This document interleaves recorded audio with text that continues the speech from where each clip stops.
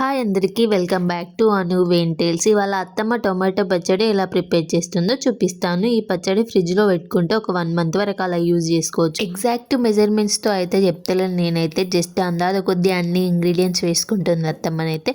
1 KG టమాటాలు తీసుకొని మంచిగా కడుక్కొని ఆరబెట్టి క్లాత్తో నీళ్ళు లేకుండా తుడిచిన తర్వాత టమాటోస్ కట్ చేసుకోవాలి. ఆ తర్వాత అందులో కొంచెం చింతపండు, రాళ్ళుప్పు వేసుకొని టమాటోస్లో ఉన్న నీళ్ళన్నీ దగ్గర పడేంత వరకు ఉడకబెట్టుకోవాలి. ఆ తర్వాత మెంతులు, జీలకర్ర, ఆవాలు ఇవన్నీ మంచిగా డ్రై రోస్ట్ చేసుకొని మెత్తగా పొడి చేసుకోవాలి.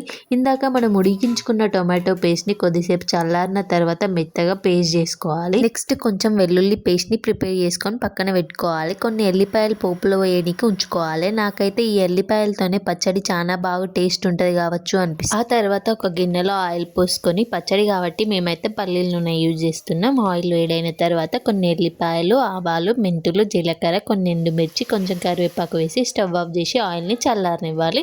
ఆయిల్ పూర్తిగా చల్లారిన తర్వాత మనం ప్రిపేర్ చేసుకొని పెట్టుకున్న ఎల్లిపాయల పేస్ట్, జీలకర్ర, మెంతులు, ఆవాల పొడి వేసుకొని కలిపిన తర్వాత దానికి సరిపడా కారం, టొమాటో పేస్ట్ వేసుకొని మంచిగా కలుపుకోవాలి. మనం ముందే కొంచెం సాల్ట్ వేసుకున్నాం కాబట్టి సాల్ట్ ఏమైనా తక్కువ ఉంటే ఇక్కడ యాడ్ చేసుకోవచ్చు.